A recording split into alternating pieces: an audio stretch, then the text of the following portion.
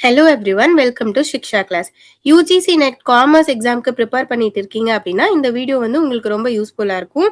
இதுல வந்து top 50 most expected questions பத்தி நம்ம இந்த வீடியோல டிஸ்கஸ் பண்ண போறோம். முக்கியமான கான்செப்ட்ஸ், கொஸ்டின்ஸ் இது எல்லாமே வந்து நாங்க செலக்ட் பண்ணியிருக்கோம். உங்களோட ஸ்கோரை பூஸ்ட் பண்றதுக்காக இந்த வீடியோ வந்து உங்களுக்கு ஹெல்ப்ஃபுல்லா இருக்கும். இப்போ நம்ம வந்து ஃபர்ஸ்ட் கொஸ்டின் டிஸ்கஸ் பண்ணலாம். Which of the following is not a component of the macro environment in the business?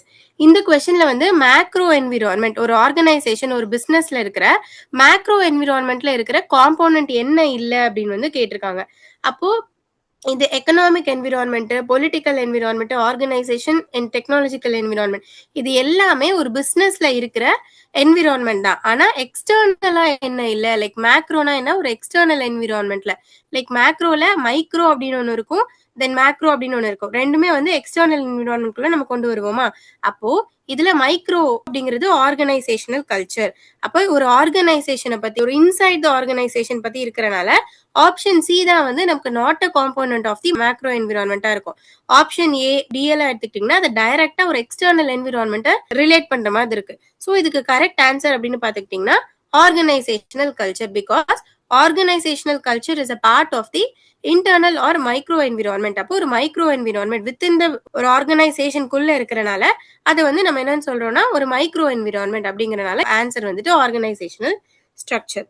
Next question பார்த்துக்கிட்டீங்கன்னா எஃப்டிஐ ரிலேட்டடா ஒரு ஃபாரின் டைரக்ட் இன்வெஸ்ட்மெண்ட் இருக்கும்ல, அது ரிலேட்டடா கேட்டிருக்காங்க. இதுல என்ன சொல்றாங்க, FDI contributes to economic growth of host countries அப்படின்னு சொல்றாங்க. எஃப்டிஐ அப்படிங்கிறது வந்துட்டு நம்மளோட growth, ஒரு ஃபாரின் ஃபர்ம்ஸோட growthக்கு வந்து ஹெல்ப் பண்ணுது. ஒரு கேபிட்டல் டெக்னாலஜி, ஒரு மேனேஜரியல் எக்ஸ்பர்டைஸ், அதெல்லாமே அவங்களோட ஹோஸ்ட் கண்ட்ரீஸ்க்கு கொடுக்குது அப்படின்றாங்க. ஃபர்ஸ்ட் அசர்ஷன்ல பாத்துக்கிட்டீங்கன்னா FDI contributes to the economic growth. அப்போ கரெக்ட், ஹோஸ்ட் கண்ட்ரீஸ் இருக்கு அப்படின்னா அந்த ஹோஸ்ட் கண்ட்ரீஸ் அவங்களுக்கு வந்துட்டு எஃப்டிஐ அப்படிங்கிறவங்க எக்கனாமிக் growthக்கு வந்து கான்ட்ரிபியூட் பண்றாங்க. அதே மாதிரி நெக்ஸ்ட் எஃப்டிஐ பிரிங்ஸ் கேபிட்டல். அப்போ ஃபாரின் டைரக்ட் இன்வெஸ்ட்மெண்ட் மூலியமா ஒரு ஹோஸ்ட் கண்ட்ரி அப்படிங்கிறதுக்கு வந்துட்டு அவங்க கேபிட்டல், டெக்னாலஜி, மேனேஜரியல் எக்ஸ்பர்டைஸ் அப்படிங்கறதெல்லாம் அவங்க கொடுக்குறாங்க. ஸோ இதுக்கு வந்துட்டு ரெண்டுமே நமக்கு கரெக்ட், அசர்ஷனும் கரெக்ட், ரீசனும் கரெக்ட். ஸோ இதோட option both true and R is the correct explanation of A. Option A தான் வந்து நமக்கு இங்க correct answer. Next question match the following மாதிரி இருக்கு. First one WTO. WTOனா வேர்ல்ட் ட்ரேட் ஆர்கனைசேஷன், அப்புறம் IMF, வேர்ல்ட் பேங்க், UNCTD இதெல்லாமே. அப்போ WTOன்னு எடுத்துக்கிட்டீங்கன்னா இது வந்துட்டு ஒரு வேர்ல்ட் ட்ரேட் ஆர்கனைசேஷன்ங்கிறது வந்து நமக்கு ட்ரேடு, ஒரு ட்ரேடை வந்து நம்ம ரெகுலேட் பண்றது, தென் பாத்துக்கிட்டீங்கன்னா ஒரு ட்ரேடை டெவலப் பண்றது, அந்த மாதிரி ரிலேட்டடா இருக்கும். IMF அப்படின்னு எடுத்துக்கிட்டீங்கன்னா அதோட ஃபுல் ஃபார்ம் வந்து இன்டர்நேஷனல் மானிட்டரி ஃபண்ட்னு சொல்லுவோமா, மானிட்டரி ஃபண்ட். இது என்ன பண்ணும், ஒரு பிஓபி டைம்ல, ஒரு பேலன்ஸ் ஆஃப் பேமெண்ட் அந்த மாதிரி ஒரு கிரைசிஸ் இருக்கிற டைம்ல நமக்கு சப்போர்ட் அப்படிங்கறத ப்ரொவைட் பண்ணும்.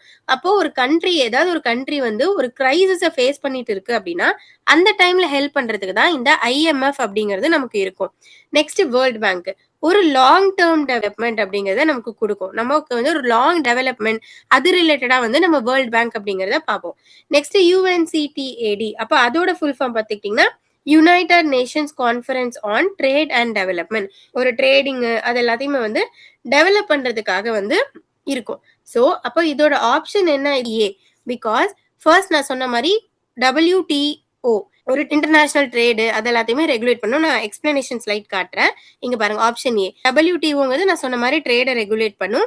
IMF அப்படிங்கிறது ஒரு பேலன்ஸ் ஆஃப் பேமெண்ட் அப்படிங்கறத சப்போர்ட் பண்ணி கொடுக்கும். லைக் பேலன்ஸ் ஆஃப் பேமெண்ட் ஒரு கிரைசிஸ் டைம்ல நமக்கு சப்போர்ட் கொடுக்கும். வேர்ல்ட் பேங்க் அப்படின்னு எடுத்துக்கிட்டீங்கன்னா ஒரு development finance again, and UNCTAD அப்படிங்கிறது டெவலப்பிங் நேஷன் ட்ரேட். ப்ரீவியஸ் ஸ்லைட்ல இருக்கிற ஆப்ஷன்ஸ் இதுதான். அப்போ ஏ வந்து இந்த 2, தென் இந்த ஆப்ஷன் இருக்குல்ல அது நம்ம அப்படியே மேட்ச் பண்ணி பார்த்தா டைரக்டா வரும். Next arrange in chronological order of establishment. அப்ப WTO, GATT, IMF, UN இதெல்லாமே வந்து நம்ம chronological ஆர்டர் வைஸ்ல வந்து அரேஞ்ச் பண்ண சொல்றாங்க. இதுல வந்து நம்மளோட எஸ்டாப்ளிஷ்மெண்ட் இயர்ஸை பத்தி டெஸ்ட் பண்றாங்க. ஓகேவா. IMF, இப்போ IMF அப்படின்னு எடுத்துக்கிட்டீங்கன்னா அதோட இயர் வந்து 1944 இருக்கும். GATT அதோட இது வந்துட்டு 1948. UNCTAD இதோட இயர் வந்துட்டு 1964. WTO இதோட வந்துட்டு 1995. ஸோ இப்படிதானே அரேஞ்ச்மெண்ட் இருக்கும். அப்ப IMF அப்படிங்கிறது வந்து 1, இது 2வா இருக்கும், இது 3 அண்ட் தென் வந்து 4. இப்போ ஆப்ஷன் பாத்துக்கிட்டீங்கன்னா 3, 2, 4, 1. இதுக்கு ஆப்ஷன் கரெக்ட் ஆன்சர் வந்து ஏ தான் நமக்கு. ஓகே, இங்க இருக்குல்ல IMF, GAT, தென் யுஎன்சி, அப்புறம் WTO. இப்படிதான் ஆர்டர் இருக்கும். ஸோ கரெக்ட் ஆன்சர் அப்படின்னு பார்த்துக்கிட்டிங்கன்னா option A. Next, which financial statement shows the financial position of a company? இப்போ இது வந்து ஒரு அக்கவுண்டிங்ல இருந்து ஒரு கொஸ்டின் கேட்டிருக்காங்க. அக்கவுண்டிங்ல இருந்துனா ஒரு financial position of a company, ஒரு கம்பெனியோட ஃபினான்ஷியல் பொசிஷன் அப்படிங்கிறது நமக்கு எதுல இருந்து தெரியும்? பேலன்ஸ் ஷீட்ல இருந்து நமக்கு தெரியும். அப்போ வந்து ஒரு அசெட் எவ்வளவு இருக்கு, ஒரு கம்பெனில வந்து எவ்வளவு லைபிலிட்டிஸ் இருக்கு, எவ்வளவு ஈக்விட்டி இருக்கு, இந்த மாதிரி எல்லாம் பார்ப்போம்ல. ஒரு பர்டிகுலரா ஒரு ஸ்பெசிபிக் டேட்ல லைக் அக்கவுண்டிங் பீரியட் அந்த மாதிரி இருக்கும்ல, அது மாதிரி நமக்கு தெரியும். அப்போ ஒரு ஃபினான்ஷியல் பொசிஷன், ஒரு நெட்வொர்த் அதெல்லாம் நமக்கு தெரிஞ்சுக்கணும்னா ஒரு ஆர்கனைசேஷனோட பேலன்ஸ் ஷீட் அப்படிங்கிறதுல மூலியமா தான் நம்ம தெரிஞ்சுக்க முடியும். ஸோ இதோட ரைட் ஆப்ஷன் பார்த்துக்கிட்டிங்கன்னா balance sheet. Explanation, the balance sheet that is the statement of the financial position which shows the net worth of the கம்பெனியா இருக்கும். It reflects assets, liabilities and equity at a point in time. Balance sheet அப்படின்னு சொல்லி வந்து நம்ம சொல்றோம். Next question, which statements about IFRS are correct? அப்ப IFRS அப்படின்னு எடுத்துக்கிட்டோம்னா அது எகைன் ஒரு ஸ்டாண்டர்ட்ஸ் மாதிரி, ஒரு பிரின்சிபல் பேஸ்டு அந்த மாதிரி இருக்கும்ல, அந்த மாதிரி இந்தியன் அக்கவுண்டிங் சிஸ்டம் அந்த மாதிரி எல்லாம் வந்து வச்சிருக்காங்கல்ல. அப்போ ஃபர்ஸ்ட் இந்தியன் அக்கவுண்டிங் ஸ்டாண்டர்ட்ஸ் அப்படின்னு இருந்தது. இப்போ இந்த IFRS ஒரு பிரின்சிபல் பேஸ்டா இருக்கும்ல, அது கூட கிளப் ஆகி இப்போ IFRS, இந்தியன் AS அதெல்லாம் டெவலப் ஆயிருக்கு. ஸோ இதுல வந்து ஒரு IFRS ரிலேட்டடா இருக்கிறதுல என்ன பிரின்சிபிள்ஸ் அப்படிங்கிறது வந்துட்டு கரெக்ட் அப்படின்னு கேட்டிருக்காங்க. ஃபர்ஸ்ட் ஒன் அப்படின்னு பாத்துக்கிட்டீங்கன்னா IFRS or principle based. First one கரெக்டா அப்படின்னு பாத்துக்கிட்டீங்கன்னா கரெக்ட். இது வந்து ஒரு பிரின்சிபல் பேஸ்டு தான். IFRS ஓட ஃபுல் ஃபார்ம்னு பாத்துக்கிட்டீங்கன்னா இன்டர்நேஷனல் ஃபினான்ஷியல் ரிப்போர்ட்டிங் ஸ்டாண்டர்ட்ஸ். இதுதான் வந்து நம்மளோட ஃபுல் ஃபார்ம். இதை பேஸ் பண்ணி தான் வந்து நம்ம அக்கவுண்டிங் மெத்தட்ஸ் எல்லாம் டெஸ்ட் பண்ணுவோம். சோ இதுல ஃபர்ஸ்ட் ஒன் தான் IFRS or principle based. Correct. IFRS அப்படிங்கிறதுக்கு நமக்கு பிரின்சிபல் பேஸ்டா தான் இருக்கும். Next, IFRS rules are based like USGAP, அதாவது ஜெனரலி அக்செப்டட் அக்கவுண்டிங் பிரின்சிபிள்ஸ் மாதிரியே இந்த IFRSம் இருக்கும் அப்படின்னு வந்து சொல்றாங்க. ஆனா அப்படி இருக்காது. IFRS ரூல்ஸ்ங்கிறது பிரின்சிபல் பேஸ்டா இருக்கும். இது வந்து இந்த GAPங்கிறது வந்து ஒரு ரூல்ஸ் பேஸ்டா இருக்கும். ஓகேவா? சோ இது ரெண்டுமே வந்து கான்ட்ராடிக்டரியா இருக்கு.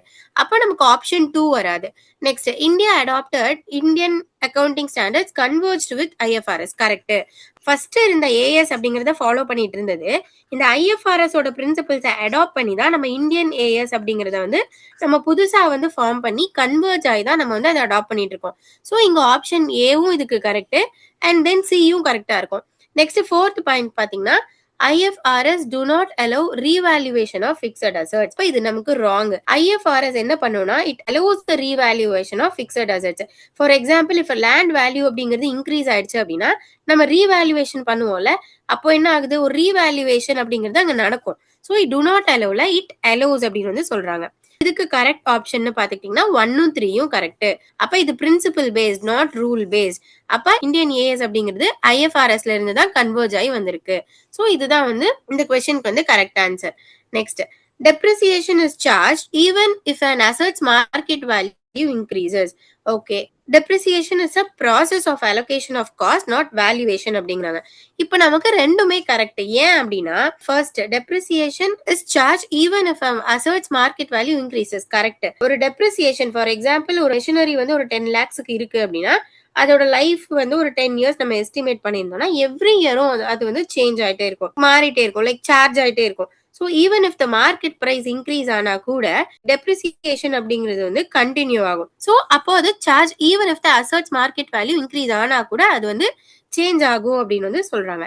Next, it is the process of allocation of cost not valuation. Correct. நம்ம அலோகேஷன் ஆஃப் காஸ்ட் பேஸ் பண்ணி தான் பண்ணுவோம், நாட் வேல்யூவேஷன் பேஸ்டா இருக்கும். கரெக்ட். ஓகே, இப்போ இதோட கரெக்ட் ஆன்சர் வந்து ரெண்டுமே வந்து நமக்கு correct and R is correct explanation அப்படின்னு வந்து சொல்லியிருக்காங்க. இதுல depreciation allocates the depreciable cost over useful life regardless of market value change. அப்போ நமக்கு மார்க்கெட் வேல்யூ என்ன சேஞ்ச் ஆனாலும் சரி நம்ம அந்த depreciable cost அப்படிங்கறத வந்துட்டு நம்ம allocate பண்ணுவோம் அப்படின்னு வந்து சொல்றாங்க.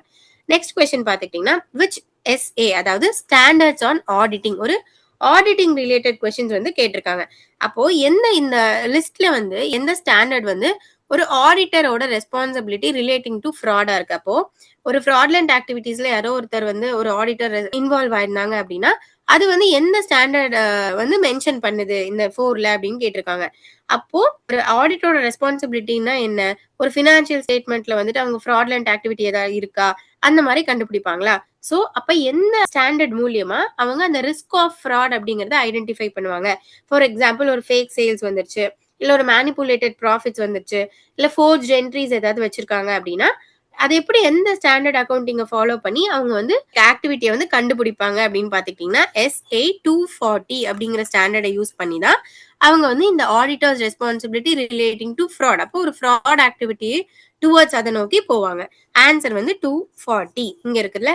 The auditor's responsibility is relating to fraud in an audit of financial statements. Okay. Next questions. இது வந்து அகைன் ஒரு மேட்ச் கொஸ்டின். Going concern. அப்ப இது வந்து ஒரு ஃபினான்ஷியல் ஃபண்டமெண்டல் அக்கவுண்டிங் நம்ம படிச்சிருப்போம்ல, பிரின்சிபிள்ஸ் அத பத்தின ஒரு கொஸ்டினா இருக்கு. ஃபர்ஸ்ட் பாத்துக்கிட்டீங்கன்னா கோயிங் கன்சர்ன். அப்ப கோயிங் கன்சர்ன்னா என்ன? ஒரு பிசினஸ் அப்படிங்கிறது ஒரு இன்டெஃபினைட் பீரியட்ல ஒரு லாங் டேர்ம் அப்படிங்கிறதுல வந்து கண்டினியூ ஆகும். மெட்டீரியாலிட்டின்னு எடுத்துக்கிட்டீங்கன்னா ஒரு சிக்னிஃபிகண்ட் ஐட்டம்ஸை நம்ம செப்பரேட்டா டிஸ்க்ளோஸ் பண்ணுவோம். ரொம்ப இம்பார்ட்டண்டா இருக்கிற ஐட்டம்ஸ், மெட்டீரியல் ஃபேக்ட்ஸ் அது எல்லாத்தையுமே வந்து நம்ம ரொம்ப இம்பார்ட்டண்டா வந்து செப்பரேட்டா டிஸ்க்ளோஸ் பண்ணி வைப்போம். அதை நம்ம என்னன்னு சொல்லுவோம்? மெட்டீரியாலிட்டி அப்படின்னு வந்து சொல்லுவோம். அக்ரூவல் அப்படின்னு எடுத்துக்கிட்டீங்கன்னா எக்ஸ்பென்சஸ் இருக்கு, ஒரு ரெவென்யூஸ் நமக்கு வந்திருக்கு, ஒரு ஏர்ன் பண்ணியிருக்கோம், ஒரு இன்கர் பண்ணியிருக்கோம் அப்படின்னா அது எல்லாத்தையுமே நம்ம வந்து ரெக்கார்ட் பண்ணி வைப்போம். நெக்ஸ்ட் ப்ரூடன்ஸ் அப்படின்னா நான் என்ன பண்றேன்? லாசஸ், அதாவது ஆன்டிசிபேட்டட் லாஸ் அப்படிங்கறத மட்டும் நான் ரெக்கார்ட் பண்ணுவேன். ப்ராஃபிட் அப்படிங்கறத நான் ரெக்கார்ட் பண்ண மாட்டேன். அதைத்தான் நம்ம என்ன சொல்லுவோம்? ப்ரூடன்ஸ் பிரின்சிபிள் அப்படின்னு வந்து சொல்லுவோம். அப்ப இங்க பாத்துக்கிட்டீங்கன்னா கோயிங் கன்சர்ன்னா என்னவா இருக்கும்? ஒரு பிசினஸ் அப்படிங்கிறது வந்து இன்டெஃபினைட்டா வந்து அது ஃபாலோ ஆயிட்டு வரும். மெட்டீரியாலிட்டி அப்படின்னு எடுத்துக்கிட்டீங்கன்னா அது வந்துட்டு இங்க ஒன்லி சிக்னிஃபிகண்ட் ஐட்டம்ஸை மட்டும் தான் நம்ம வந்து டிஸ்க்ளோஸ் பண்ணுவோம். அக்ரூவல் அப்படின்னு எடுத்துக்கிட்டீங்கன்னா அகெயின் இது revenues and expenses recorded and earned or incurred இதுவா இருக்கும். நெக்ஸ்ட் ப்ரூடன்ஸ் அப்படின்னு எடுத்துக்கிட்டீங்கன்னா லாசஸ் இப்படிதான் வந்து நமக்கு இருக்கும். ஸோ இங்க ஆன்சர் என்ன கரெக்டா இருக்கும்னு பாத்துக்கிட்டீங்கன்னா ஏ வந்து 3, பி வந்து 4, சி வந்து 1 அண்ட் தென் டி வந்துட்டு நமக்கு 2வா இருக்கும். ஸோ ஆப்ஷன் ஏ தான் வந்து இங்க கரெக்ட் ஆன்சர். இதுதான் வந்து நமக்கு ரைட் ஆன்சர். அப்போ இது வந்து நம்மளோட ஃபண்டமெண்டல்ஸை செக் பண்றாங்க. லைக் பிரின்சிபல்ஸ்ல நம்ம ஸ்ட்ராங்கா இருக்கோமா, கான்செப்ட்ஸ்ல வந்து நம்ம ஸ்ட்ராங்கா இருக்கோமா, அதை வந்து அவங்க செக் பண்றாங்க. Next question. இது ஒரு எக்கனாமிக்ஸ் பேஸ்ட் கொஸ்டினா இருக்கு. ஒரு பெர்ஃபெக்ட்லி காம்படிட்டிவ் மார்க்கெட்ல firms are price takers. Okay. Next individual firms அப்படிங்கிறவங்க have no control over price due to large number of buyers and sellers. ஒரு பெர்ஃபெக்ட் காம்படிட்டிவ் மார்க்கெட் இருக்கு அப்படின்னா பெர்ஃபெக்ட் காம்படிட்டிவ் மார்க்கெட்ல இருக்கிற ஃபர்ம்ஸ் எல்லாமே பிரைஸ் டேக்கர்ஸ் தான் அப்படின்னு சொல்றாங்க. நெக்ஸ்ட் ரீசன்ல என்ன சொல்றாங்க?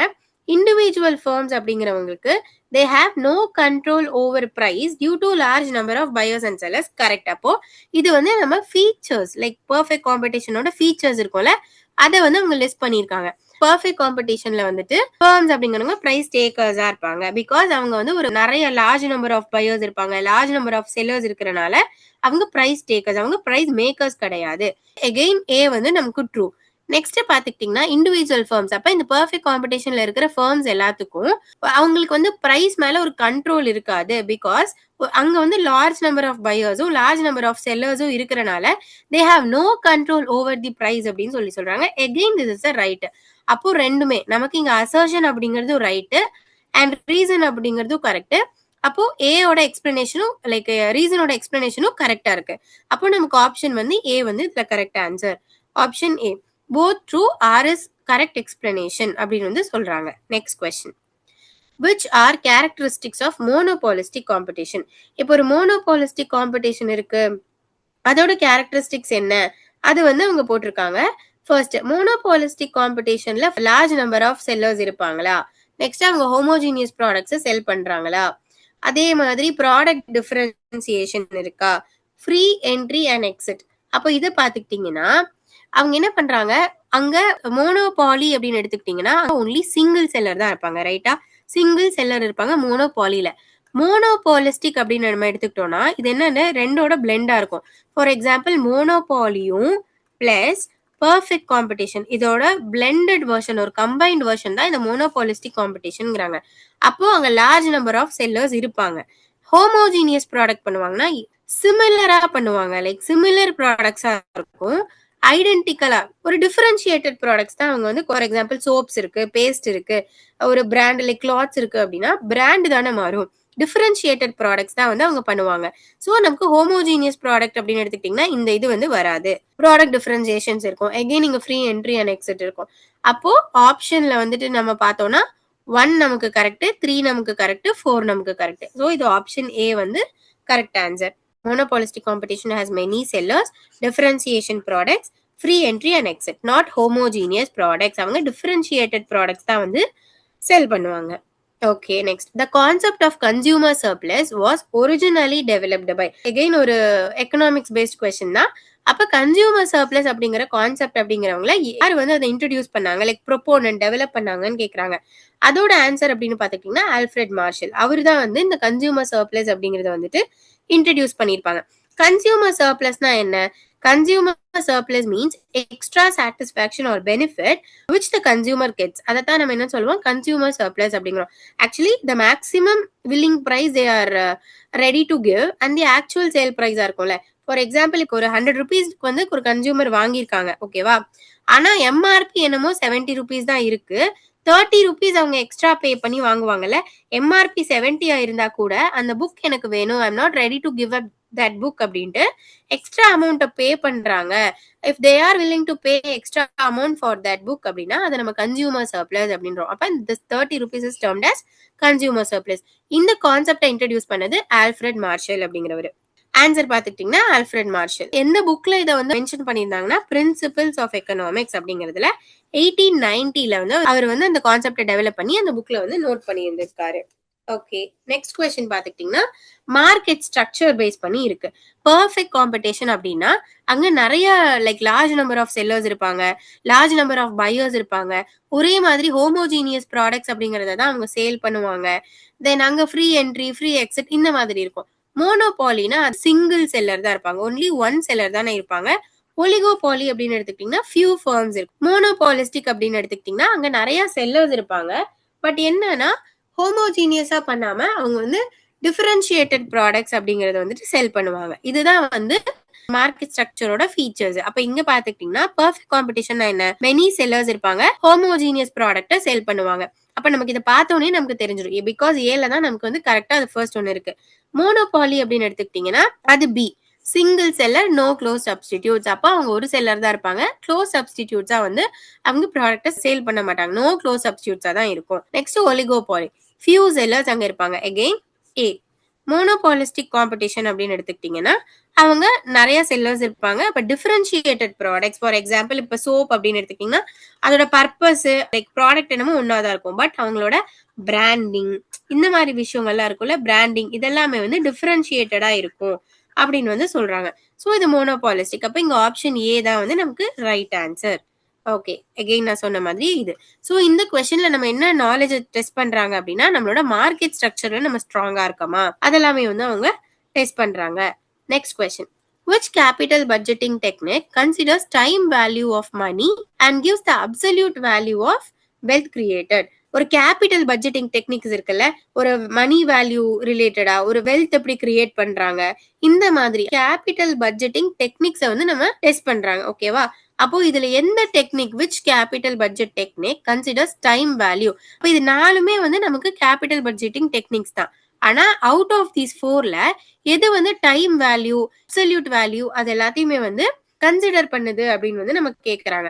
அப்படி பாத்துக்கிட்டீங்கன்னா இந்த நெட் பிரசன்ட் வேல்யூ இருக்குல்ல, இதுதான் வந்து நமக்கு கரெக்டான answer.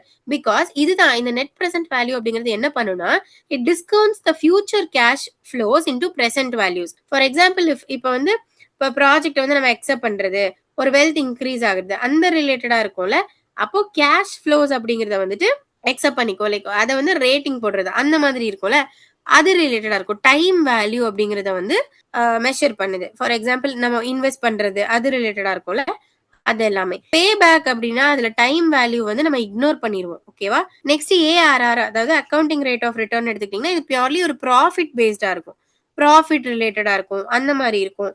Internal rate of return அப்படின்னு எடுத்துக்கிட்டீங்கன்னா இது என்ன பண்ணும், டைம் வேல்யூ அப்படிங்கறத கன்சிடர் பண்ணும். ஆனா இந்த வெல்த் கிரியேட்டர்னு கேட்டிருக்காங்கல்ல, இந்த wealth creation, absolute value of wealth கிரியேட்டர்ங்கிறது அதை வந்து இது வந்து ஒரு கன்சிடரேஷன்ல எடுத்துக்காது. இது வெல்த்தையும் சரி டைமையும் சரி எந்த கேபிட்டல் பட்ஜெட்டிங் டெக்னிக்ல நம்ம யூஸ் பண்ணுவோம்னு பாத்துக்கிட்டீங்கன்னா நெட் பிரசன்ட் வேல்யூல தான். இப்போ net present value question okay, அதோட ஃபார்முலான்னு எடுத்துக்கிட்டீங்கன்னா summation CFT divided by 1 plus R power Tங்கன்னு வரும். மைனஸ் இனிஷியல் இன்வெஸ்ட் நம்ம போடுவோம்ல, இந்த மாதிரி தான் வந்து இதோட ஃபார்முலா அப்படிங்கிறது வந்து இருக்கும். ஓகேவா? ஆன்சர் வந்துட்டு நான் சொன்ன மாதிரி net present value because it discounts all future cash flows and provides absolute rupee value for value created. Next question, optimum capital structure minimises WACC அப்படின்றாங்க. ஓகே, டெப்ட் is cheaper than equity due to tax deductibility of interest. அப்ப இதுல இந்த கொஸ்டின்ல என்ன சொல்ல வராங்கன்னா, ஒரு ஆப்டிமமா கேபிட்டல் ஸ்ட்ரக்சர் இருக்குல்ல, WACC இந்த மாதிரி ரிலேட்டடா கேட்டிருக்காங்க. இதுல வந்து ரெண்டுமே ட்ரூ நமக்கு, கரெக்டா? ஏன் அப்படின்னா, இப்ப ஆப்டிமம் கேபிட்டல் ஸ்ட்ரக்சர் எப்படி இருக்கும், ஒரு டெப்டும் அங்க இருக்கும், ஈக்விட்டி மிக்ஸும் இருக்கும், ரெண்டுமே இருக்கும். டூ இருந்து ஈக்விட்டியும் இருந்துச்சு அப்படின்னா அந்த இடத்துல நமக்கு ஒர்க்கிங் கேபிட்டல் அது எல்லாமே வந்து நமக்கு மினிமைஸ் ஆயிடும். ஸோ அந்த இடத்துல டெப்ட் will be cheaper because interest gets tax benefit. அந்த இடத்துல என்ன ஆகும், இன்ட்ரெஸ்ட் அப்படிங்கிறதுக்கு நமக்கு டாக்ஸ் பெனிஃபிட் கிடைச்சிரும். அப்ப அந்த இடத்துல வந்து நமக்கு ஒரு டாக்ஸ் அப்படிங்கிறது நமக்கு ஒரு ஷீல்டு மாதிரி ஒர்க் அவுட் ஆகும். ஓகேவா? அப்படி ஒர்க் அவுட் ஆகி நம்மளோட ஃபினான்சிங் காஸ்ட் அப்படிங்கிறத வந்து கம்மி பண்ணி கொடுத்துரும். இதனால வந்து நமக்கு ரெண்டுமே கரெக்ட். அப்ப ஆப்டிமம் கேபிட்டல் ஸ்ட்ரக்சர் இருந்ததுன்னா நமக்கு WACCங்கிறது ரெடியூஸ் ஆகும். அதே மாதிரி டெப்ட் அப்படிங்கிறது ஈக்விட்டியும் அங்க இருந்தது அப்படின்னா டாக்ஸ் டிடக்டபிலிட்டியும் அங்க இருக்கும். So both true and R is the correct explanation அப்படின்னு வந்து சொல்றாங்க. போத் ட்ரூ ஆர் வந்து correct explanation. Next, MM hypothesis, Walter's model, அதே மாதிரி Gordon's model, trade off theory, இதோட ஆத்தர்ஸ் யாரு அப்படின்னு வந்து கேட்டிருக்காங்க. MM ஹைபோதசிஸ் அப்படின்னு எடுத்துக்கிட்டீங்கன்னா இங்க நமக்கு கீவேர்ட் மாதிரி எடுத்துக்கோங்களேன். MM மோடிக்லியானி அண்ட் மில்லர், அப்ப இதுதான். ஓகே, வால்டர் மாடல் எகைன் அவங்க அப்படியே கொஸ்டின்ல கேட்டிருக்காங்க. வால்டர். கார்டன் அப்படின்னு எடுத்துக்கிட்டீங்கன்னா இவரு கார்டன். ட்ரேட் ஆஃப் தியரினா இவரு. ஸோ இது இந்த மாதிரி இருக்கிறதெல்லாம் ரொம்ப ஈஸியான கொஸ்டின்ஸா இருக்கும். ஸோ இதுக்கு வந்துட்டு கரெக்டான ஆப்ஷன் பார்த்துக்கிட்டீங்கன்னா A. Next, which statements about working capital management are correct? எது வந்து ஒரு ஒர்க்கிங் கேபிட்டல் ரிலேட்டடா கரெக்டா இருக்கு? ஃபர்ஸ்ட் ஒன் பாத்துக்கிட்டீங்கன்னா higher current ratio always indicate better லிக்விடிட்டியா? இல்ல. ஏன் அப்படின்னு கேட்டுக்கிட்டீங்கன்னா அதிகமான ரேஷியோ அப்படிங்கிறது என்ன ஆகும், ஒரு ஃபண்ட்ஸ் அப்படிங்கிறதுல ஐடில் ஆயிடும். கரெக்டா? அந்த இடத்துல நமக்கு ப்ராஃபிட்டபிலிட்டி அப்படிங்கிறது ரெடியூஸ் ஆயிடும். ஸோ ஹையர் கரண்ட் ரேஷியோ அப்படிங்கிறது it will not always indicate better liquidity. இது நமக்கு தப்பு. நெக்ஸ்ட் பாருங்க, operating cycle determines WC requirement. அப்போ ஒரு லாங்கரான ஆப்ரேட்டிங் சைக்கிள் இருக்கு அப்படின்னா அந்த இடத்துல ஒர்க்கிங் கேபிட்டல் அப்படிங்கிறது நமக்கு அதிகமா தேவைப்படும். அப்ப ஒர்க்கிங் கேபிட்டல் ரெக்வயர்மெண்ட் அங்க அதிகமா இருக்கும். ஆப்ரேட்டிங் சைக்கிள் இருந்துச்சு அப்படின்னா ஒர்க்கிங் கேபிட்டல் ரெக்வயர்மெண்ட்டும் அதிகமா இருக்கும். ஓகே, இது correct. Next, aggressive working capital policy users more short term financing. இப்ப ஒர்க்கிங் கேபிட்டல் பாலிசியை நான் அக்ரெசிவா யூஸ் பண்றேன் அப்படின்னா அந்த இடத்துல என்ன ஆகும், ஷார்ட் டேர்ம் ஃபினான்சிங் அப்படிங்கிறது வந்துட்டு நிறைய யூஸ் ஆகும். ஸோ அந்த அதுவும் வந்து நமக்கு correct. Next, net working capital அப்படின்னா current assets minus current liabilities. Again இது ஒரு ஃபார்முலா. கரெக்ட். அப்போ நமக்கு 2, 3, 4 ஒன்லி. அப்போ ஆப்ஷன் ஏ வந்து நமக்கு கரெக்டா இருக்கும்.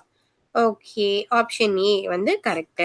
Next, which measure of central tendency is most affected by extreme values? அதாவது இதெல்லாமே நம்ம மெஷர்ஸ் நம்ம யூஸ் பண்ணுவோம்ல, மீன், மீடியன், மோடு, இந்த மாதிரி இருக்கிறதுல எந்த சென்ட்ரல் டெண்டன்சி அப்படிங்கிறது எக்ஸ்ட்ரீம் வேல்யூஸ்னால எஃபெக்ட் ஆயிருக்கும். ஸோ நம்மளோட மெஷர்ஸ் ஆஃப் சென்ட்ரல் டெண்டன்சி இருக்கும்ல, அது ரிலேட்டடான கொஸ்டின்ஸ் இது. ஆவரேஜா எந்த இது வந்துட்டு ஹைலி சென்சிட்டிவா இருக்கு அதை வந்து நம்ம டெஸ்ட் பண்றாங்க. கரெக்ட் ஆன்சர்னு பாத்துக்கிட்டீங்கன்னா அரித்மெட்டிக் மீன் அப்படிங்கறதான். ஓகேவா? ஏன் அப்படின்னா இங்க வந்து மீன்ஸ் எல்லாமே டிஸ்டார்ட் ஆயிடும். ஓகேவா? வேல்யூஸ் எல்லாம் அந்த இடத்துல வந்து ரொம்ப எஃபெக்ட் ஆயிடும். அந்த மாதிரி இருக்கும்ல. ஆக்சுவலி மீன் அப்படிங்கறதா, ஃபார் எக்ஸாம்பிள் 10 இந்த மாதிரி வந்து போறாங்க, ஒரு சீரீஸ் போகுது அப்படின்னா இதுல மீன்ஸ் எல்லாம் என்ன ஆகும், மீன்ங்கிறது டிஸ்டார்ட் ஆயிருக்கு. கரெக்டா? மீன் வந்து இங்க டிஸ்டார்ட் ஆயிருக்கு. மீடியன் என்ன ஆயிருக்கு, இங்க மீடியன்ங்கிறது அன்எஃபெக்டடா இருக்கு. ஓகேவா? அன்எஃபெக்டடா இருக்கு.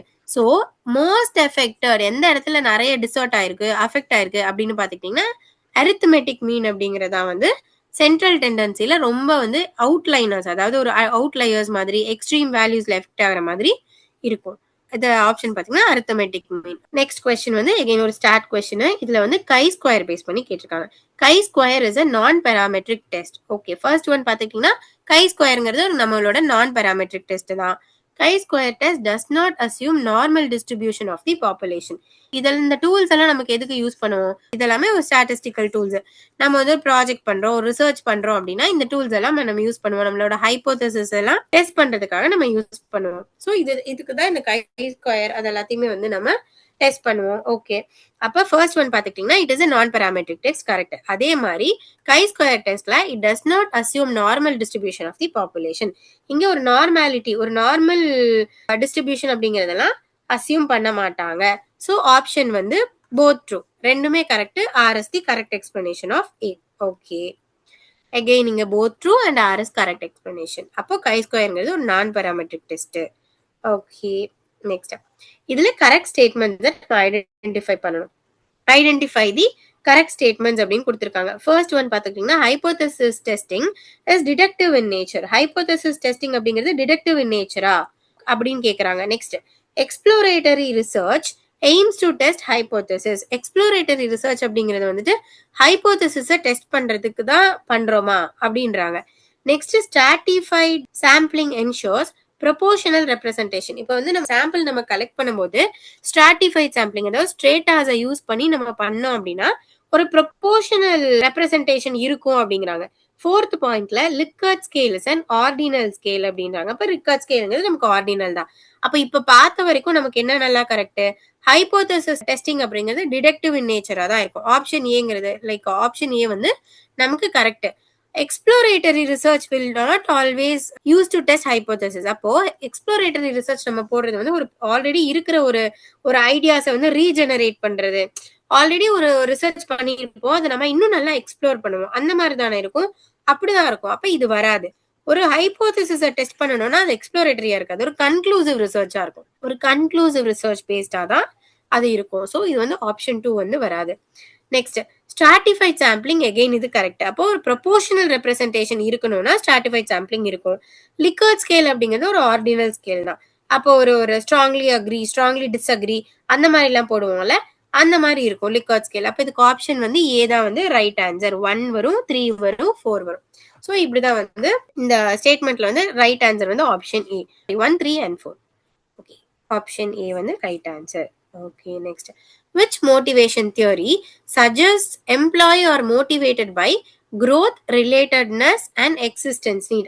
இப்போ மோட்டிவேஷன் தியரிஸ்லாம் இருக்குல்ல, நம்ம ஹெச்ஆர்எம் அது ரிலேட்டடா பார்ப்போம்ல, அதுல எது வந்து ஒரு எம்ப்ளாயீஸ், அப்போ ஒரு எம்ப்ளாயீஸ் இருக்காங்க அப்படின்னா அவங்களோட நீட்ஸ் என்ன, அவங்களோட ரிலேட்டட்னஸ் என்ன, அவங்களோட growth என்ன, இது ரிலேட்டடா ஃபேக்டர்ஸை ரிலேட் பண்ணி எது வந்து எந்த தியரி வந்து மோட்டிவேட் பண்ணுது அப்படின்றாங்க. இதுலயே இஆர்ஜி லைக் இதுல என்னென்ன டேர்ம்ஸ் இருக்கு, நீங்க ஆன்சரே தெரியலனா கூட கொஸ்டின்ல இருந்து கூட இதுக்கு ஆன்சர் நம்ம பண்ணிடலாம்.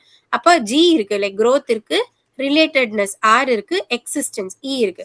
அதாவது ரிவர்ஸ் ஆர்டர்ல கேட்டிருக்காங்க இஆர்ஜின்னு. அப்போ இஆர்ஜி ஆல்டஃபர் அப்படிங்கிறவர் தான் வந்து இந்த தியரி அப்படிங்கறத கொண்டு வந்திருப்பாரு. சோ இதுதான் வந்து நமக்கு ரைட் ஆன்சர். பி அப்படிங்கிறது வந்து right answer. Okay, ERG theory அதுதான் வந்து Alderfer's ERG condenses Maslow's 5 levels into 3 level. மாஸ்லோவோட நீட் ஹையரார்கி தியரின்னு ஒன்று இருக்குமா, அதுல வந்து அவர் சைக்கலாஜிக்கல் சேஃப்டி நீட்ஸ்னா என்ன, அதுக்கப்புறமா வந்து செல்ஃப் ஆக்சுவலைசேஷன்னா என்ன, செல்ஃப் எஸ்டீம்னா என்ன, இந்த மாதிரி ஒரு 5 levels கொடுத்திருப்பாரு. அது எல்லாத்தையுமே சப்சியூம் பண்ணி யாரு இந்த ஆல்டஃபர் அப்படிங்கிறவர் 3 டேர்ம்ஸ்ல 3 ஃபேக்டர்ஸ்ல வந்து ஷார்ட் பண்ணியிருக்காரு. இதுல எக்ஸிஸ்டன்ஸ், ரிலேட்டட்னஸ், growth, இந்த மாதிரி 3 ஃபேக்டர்ஸ்ல வந்து சப்சியூம் பண்ணி ஒட்டுக்கா வந்து கொண்டு வந்திருக்காரு. ஓகே, நெக்ஸ்ட் கொஸ்டின் பாத்துக்கிட்டீங்கன்னா அரேஞ்ச் மேனேஜ்மெண்ட் தியரிஸ் இன் chronological ஆர்டர். அப்ப இது அகெயின் வந்து இயரை வந்து டெஸ்ட் பண்றாங்க, கரெக்டா மேட்ச் பண்ற சொல்ற மாதிரி கொடுத்திருக்காங்க. சயின்டிபிக் மேனேஜ்மெண்ட் டெய்லரோடது அப்படின்னு எடுத்துக்கிட்டீங்கன்னா இது வந்து 1911. ஓகே, ஹியூமன் ரிலேஷன் அப்ரோச் அதை வந்து எல்டன் மேயோ அப்படிங்கிறவர் கொடுத்திருக்காரு. பியூரோக்ராட்டிக் மாடல் அப்படிங்கிறதும் வந்து 1920s 1930s. பியூரோக்ராட்டிக் மாடல் அப்படிங்கிறது வந்துட்டு 1920s கொண்டு வந்திருப்பாங்க. சிஸ்டம் அப்ரோச் எல்லாம் 1950s to 60 இருக்கும்ல, அது ரிலேட்டடா இருக்கும். ஸோ இங்க பாத்துக்கிட்டீங்கன்னா ஆப்ஷன்ஸ் எப்படி இருக்கும், சயின்டிபிக் மேனேஜ்மெண்ட்ங்கிறது ஃபர்ஸ்ட் வந்துடும். அதே மாதிரி நெக்ஸ்ட் பியூரோக்ராட்டிக், அப்போ இது 1920 தானே ஃபர்ஸ்ட் வரும். பியூரோக்ராட்டிக் வெப்பர் மாடல் இருக்கும்ல, அப்போ ஆப்ஷன் ஏ 1, 3 and 2. அடுத்து ஹியூமன் ரிலேஷன் அப்ரோச்ங்கிறது வரும் 2 and 4th சிஸ்டம் அப்ரோச். அப்போ ஆப்ஷன் ஏ தான் வந்து இதுக்கு கரெக்ட் ஆன்சர். நெக்ஸ்ட் இங்க நான் சொன்னல டெய்லர்ஸ் பிரின்சிபல் சயின்டிபிக் மேனேஜ்மெண்ட் 1911, வெப்பர்ஸோடது 1920, சிஸ்டம் அப்ரோச் எல்லாம் 1930 இருக்கும். ஹாத்தோமர் அந்த எல்டன் மாயோடது இருக்கும்ல, அது 1930 அண்ட் சிஸ்டம் அப்ரோச் வந்து 1950s to 60s இருக்கும். Okay, next job enrichment. அப்ப இதுவுமே ஒரு ஹெச்ஆர்எம் பேஸ் கொஸ்டின் தான். Job enrichment improves employee motivation, கரெக்டா அப்படின்னா கரெக்ட். ஜாப் என்ரிச்மெண்ட்னா என்னன்னா ஒரு ஒர்க்கர் இருப்பாரு. அந்த ஒர்க்கருக்கு வந்துட்டு ஆல்ரெடி ஒரு ஒர்க் பண்ணிட்டு இருப்பார்ல, அவருக்கு இன்னும் எக்ஸ்ட்ரா ரெஸ்பான்சிபிலிட்டி குடுக்கறது, ஒரு டெசிஷன் மேக்கிங் பவர் அப்படிங்கிறத குடுக்கறது, பிளானிங் குடுக்கறது, கண்ட்ரோல் குடுக்கறது, இந்த மாரி ஆஸ்பெக்ட்ஸ் இருக்கும்ல. ஆல்ரெடி இருக்கிற வொர்க்ஸ வந்து அவங்களுக்கு இன்னும் என்ரிச் பண்ணி குடுக்கறது. சோ தட் தேல் ஃபீல் மோட்டிவேட்டட் இந்த மாரி இருக்கும்ல. அதுக்காக பிகாஸ் எம்ப்ளாயீஸ் அப்படிங்கிறவங்க ஒரு ஆர்கனைசேஷனுக்கு ரொம்ப இம்பார்ட்டன்ட் இல்ல. சோ அந்த மாரி இருக்கும். ஓகே. அப்ப ஃபர்ஸ்ட் ஒன் வந்து நமக்கு கரெக்ட். ஜாப் என்ரிச்மென்ட் குடுத்தா employee will be motivated. Correct. First statement வந்து நமக்கு கரெக்ட். நெக்ஸ்ட் பாருங்க. Job enrichment increases vertical responsibility providing greater sense of achievement. Correct. ஏன் அப்படின்னா ஜாப் என்ரிச்மென்ட் அப்படின்னு எடுத்துக்கிட்டீங்கன்னா சிமிலர் டாஸ்க் மட்டும் இல்லாம ஆல் டுகெதரா எல்லா ரெஸ்பான்சிபிலிட்டியும் கொடுப்பாங்க. லைக் எக்ஸாம்பிள் ஒரு டெசிஷன் மேக்கிங் ஆகட்டும், இல்ல ஒரு பிளானிங் ஆகட்டும், எல்லா ஆஸ்பெக்ட்ஸ்லயும் ரெஸ்பான்சிபிலிட்டிங்கிறத கொடுப்பாங்க. ஜாப் என்லார்ஜ்மெண்ட் ஒன்னு இருக்கும்ல, ஜாப் என்லார்ஜ்மெண்ட் இதுதான் வந்து ஹரிசான்டல் இன் நேச்சரா இருக்கும். ஓகேவா? ஹரிசான்டலா இருக்கும். ஃபார் எக்ஸாம்பிள் ஆல்ரெடி ஒரு ஒர்க்கர் இருக்காங்கன்னா அவங்க ஒர்க் பண்ணிட்டு இருக்கிறதுக்கு ரிலேட்டடா இருக்கிற சிமிலர் ஒர்க் அப்படிங்கறத தான் அவங்களுக்கு கொடுப்பாங்க. அதான் நம்ம ஜாப் என்லார்ஜ்மெண்ட் அப்படிமோ. ஜாப் என்ரிச்மெண்ட் அப்படின்னா அது வந்து வெர்டிகல் ரெஸ்பான்சிபிலிட்டி தான். பிகாஸ் ஹரிசான்டல்னா தான் நமக்கு சிமிலர். வெர்டிகல் அப்படின்னு எடுத்துக்கிட்டீங்கன்னா அக்ராஸ் ஆர்கனைசேஷன்ல இருக்கிற என்ன ரெஸ்பான்சிபிலிட்டி வேணாலும் கொடுக்கலாம். அப்படி கொடுத்தாங்கன்னா அவங்க இன்னும் மோட்டிவேட்டடா ஃபீல் பண்ணுவாங்க. ஒரு அச்சீவ்மெண்ட் பண்ண மாதிரி அவங்க ஃபீல் பண்ணுவாங்க. ஸோ இங்கேயும் again both true and R is correct explanation அப்படின்னு சொல்றாங்க. Okay, both true and R is correct explanation. Next, இது வந்து ஒரு டெக்னிக்ஸ் லைக் என்னென்ன டெக்னிக்ஸ் எல்லாம் யூஸ் பண்றாங்க அப்படிங்கிற மாதிரியான கொஸ்டின் தானே. ஓகே, ஃபர்ஸ்ட் 360 டிகிரி ஃபீட்பேக் அப்படிங்கறத யார் கொண்டு வந்தாங்க, இல்ல அது ரிலேட்டடா இருக்கிற ஆத்தர் என்ன, இந்த மாதிரி தான் கொஸ்டின்ஸ் கேட்காங்க. வாட் இஸ் மீனிங் ஆத்தர் அந்த மாதிரி பேஸ் பண்ணி கேட்டிருக்காங்க. அப்ப 360 டிகிரி ஃபீட்பேக்னா என்ன, நம்மளோட பெர்ஃபார்மன்ஸ், ஒரு எம்ப்ளாயியோட பெர்ஃபார்மன்ஸை எப்படி அவங்க மெஷர் பண்றாங்க அந்த மாதிரி ரிலேட்டடா இருக்கும்ல. அப்ப 360 ஃபீட்பேக் அப்படின்னா ஒரு எம்ப்ளாயி ஒரு ஆர்கனைசேஷன்ல ஒர்க் பண்ணிட்டு இருக்காங்க. அப்படி இருக்கும்போது அவங்களோட பெர்ஃபார்மன்ஸை ரைட் ஃப்ரம் த பாஸ்ல இருந்து, அவங்களோட கொலீக்ஸ்ல இருந்து, அவங்களோட சபார்டினேட் கிட்ட இருந்து, அவங்க கிட்ட இருந்து, அப்ப எல்லா ஆங்கிள்லயும் ஒரு ஆர்கனைசேஷனோட 360 டிகிரியில இருந்துமே அந்த எம்ப்ளாயி பத்தின இன்ஃபர்மேஷன் அப்படிங்கறத கலெக்ட் பண்றது, அவங்களோட பெர்ஃபார்மன்ஸ் எப்படி இருந்ததுங்கிறத கலெக்ட் பண்றது, அதைத்தான் நம்ம என்னன்னு சொல்லுவோம் 360 டிகிரி ஃபீட்பேக் அப்படிங்கிறோம். அப்ப இது வந்து ஒரு மல்டி சோர்ஸ் அப்ரைசல் அப்படிம்பாங்க. அப்ப மல்டிபிள் சோர்சஸ்ல இருந்து நான் வந்து மெஷர் பண்றேன் அப்படிங்கிறது. நெக்ஸ்ட் வந்து பேலன்ஸ்டு ஸ்டோர் கார்டு. இதை சொன்னது வந்து கேப்லன் அண்ட் நார்டன் அப்படிங்கிறவங்க. இதுல என்ன பண்ணுவாங்க, மல்டிபிள் டைமென்ஷன்ஸ் யூஸ் பண்ணி மெஷர் பண்ணுவாங்க. Next management by objectives. MBO அப்படின்னா மேனேஜ்மெண்ட் பை அப்ஜெக்டிவ்ஸ். இங்க என்ன பண்ணுவாங்கன்னா மேனேஜர்ஸும் சரி எம்ப்ளாயிஸும் சரி ஆல் டுகெதரா அவங்க கோல்ஸை வந்து அவங்க செட் பண்ணுவாங்க. அதைத்தான் நம்ம என்ன சொல்லுவோம், மேனேஜ்மெண்ட் பை அப்ஜெக்டிவ்ஸ்னு சொல்லுவோம். அப்ப அதோட ஆத்தர்னு பாத்துக்கிட்டீங்கன்னா பீட்டர் ட்ரக்கர் அவர் இருப்பாரு.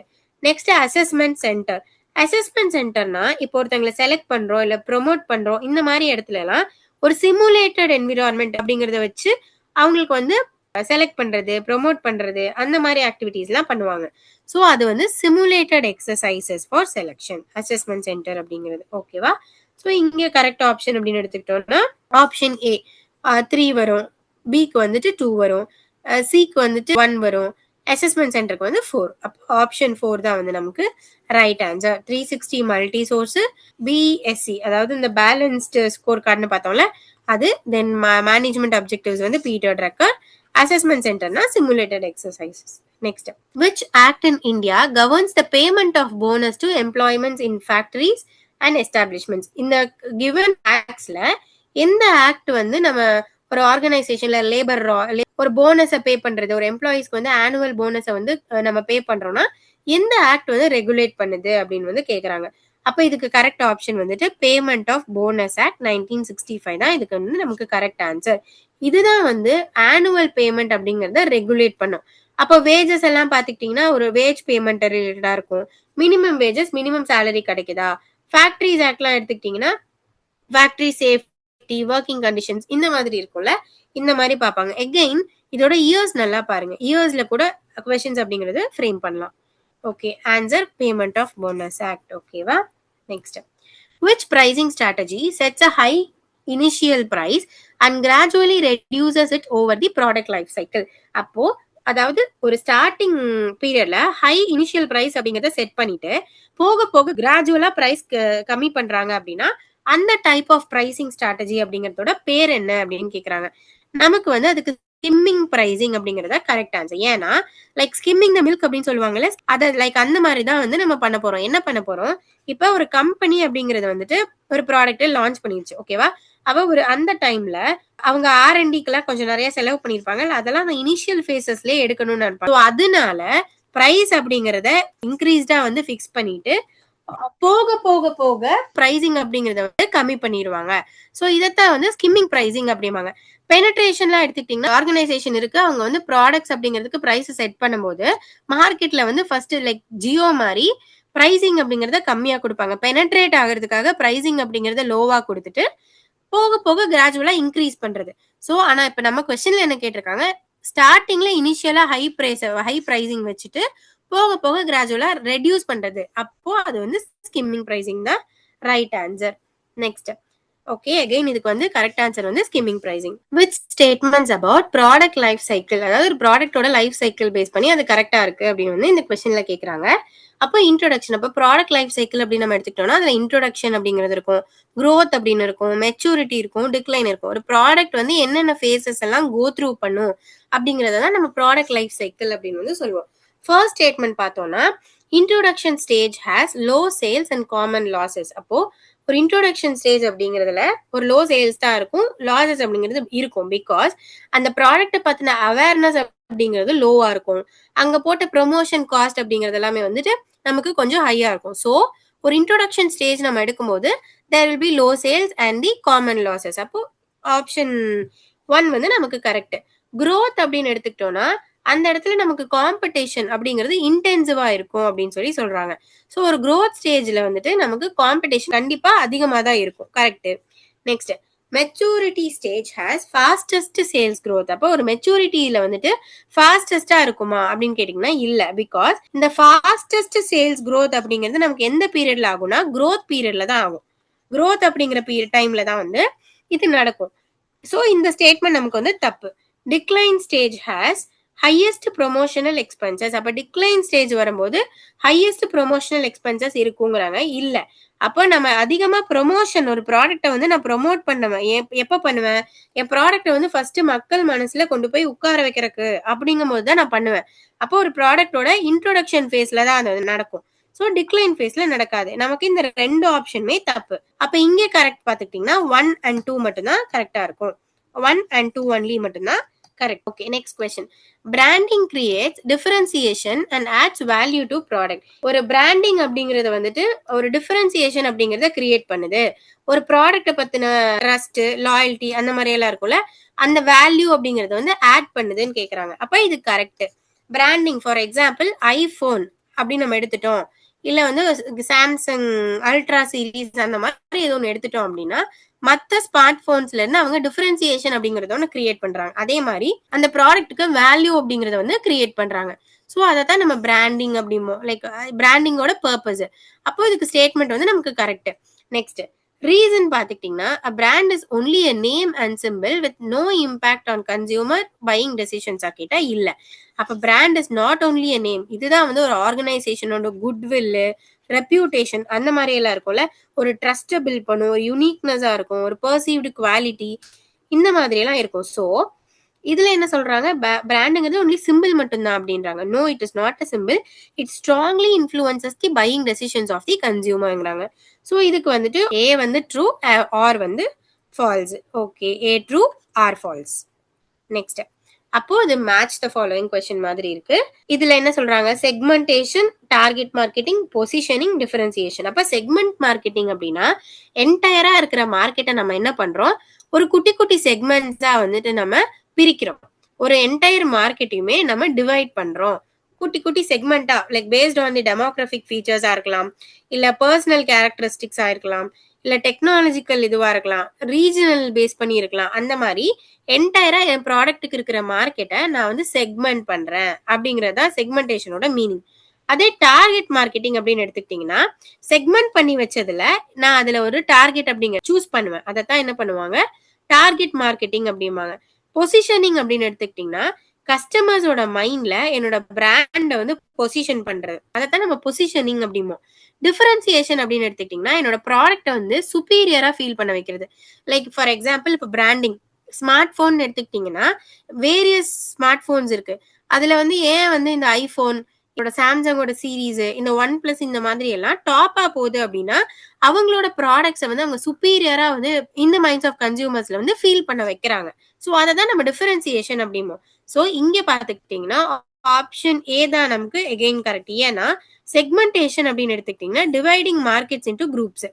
டார்கெட் மார்க்கெட்டிங் அப்படின்னு எடுத்துக்கிட்டீங்கன்னா இங்க என்னவா இருக்கும், choosing with segment to serve, நான் எதை வந்து சர்வ் பண்ண செலக்ட் பண்ணணும் அப்படின்னு இருக்கிறது.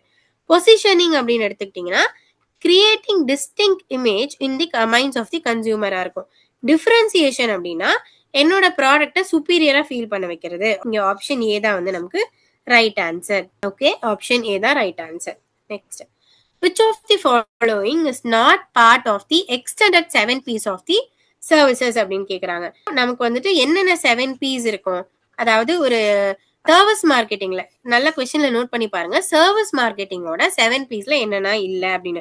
ஒரிஜினலி என்னென்ன இருக்கும், ஒரு முதல்ல ஒரு 4 P's இருக்குமா, ப்ராடக்ட், பிரைஸ், பிளேஸ், ப்ரொமோஷன், இந்த மாதிரி நமக்கு 4 P's அப்படின்னு வந்து இருந்தது. ஓகேவா, அதுக்கப்புறம் 3 P's அப்படிங்கறத எக்ஸ்டெண்ட் பண்ணிருப்பாங்க. என்னென்ன பண்ணிருப்பாங்கன்னா பீப்புள், ப்ராசஸ், பிசிக்கல் எவிடன்ஸ் அப்படின்னு எக்ஸ்டெண்ட் பண்ணிருப்பாங்க. அப்ப இது பார்த்தோம்னா நமக்கு ப்ராஃபிட் அப்படிங்கிறது it is not a 7 P's of service marketing. அப்ப இதுக்கு ஆப்ஷன் வந்துட்டு ப்ராஃபிட் அப்படிங்கறது தான் right answer. Option number C தான் வந்து நமக்கு ரைட் ஆன்சர். 7 P's பாத்தீங்கன்னா product, price, place, promotion, people, process, physical evidence. Profit will not be included in the 7 P's. Okay, next question. CRR is the minimum percentage of total deposits that commercial banks must maintain as. CRR அப்படின்னு எடுத்துக்கிட்டீங்கன்னா cash reserve ratio அப்படிமோல ஒரு RBI கூட ஒரு bank அப்படிங்கிறது எந்த percentage of deposits அப்படிங்கிறது cash reserves வந்து அவங்க வச்சிருந்திருக்கணும் அந்த மாதிரி கேக்குறாங்க. கேஷ் ரிசர்வ்ஸ் அப்படிங்கிறது எவ்வளவு அவங்க மெயின்டைன் பண்ணும், that commercial banks has to keep certain percentage as டெபாசிட்ஸா இருக்கணும்ல, அதை வந்து நம்ம மெஷர் பண்றது அப்படின்னு கேக்குறாங்க. அப்ப இதுக்கு ரைட் ஆன்சர் அப்படின்னு எடுத்துக்கிட்டீங்கன்னா கேஷ் ரிசர்வ்ஸ் வித் ஆர்பிஐ. ஒரு டோட்டல் அமௌண்ட், அப்ப சிஆர்ஆர்னா என்ன, கேஷ் ரிசர்வ் ரேஷியோ கரெக்டா. அப்ப ஆர்பிஐ கூட ஒரு கமர்ஷியல் பேங்க்ஸ் இருக்கு அப்படின்னா அவங்க என்ன டெபாசிட்ஸ் வந்து எப்படி அவங்க வந்து மெயின்டைன் பண்ணுவாங்கன்னா கேஷ் ரிசர்வ்ஸ் அப்படிங்கிறது மூலியமா தான் அவங்க வந்து மெயின்டைன் பண்ணுவாங்க. ஓகேவா, ஆப்ஷன் சி தான் இதுக்கு right answer.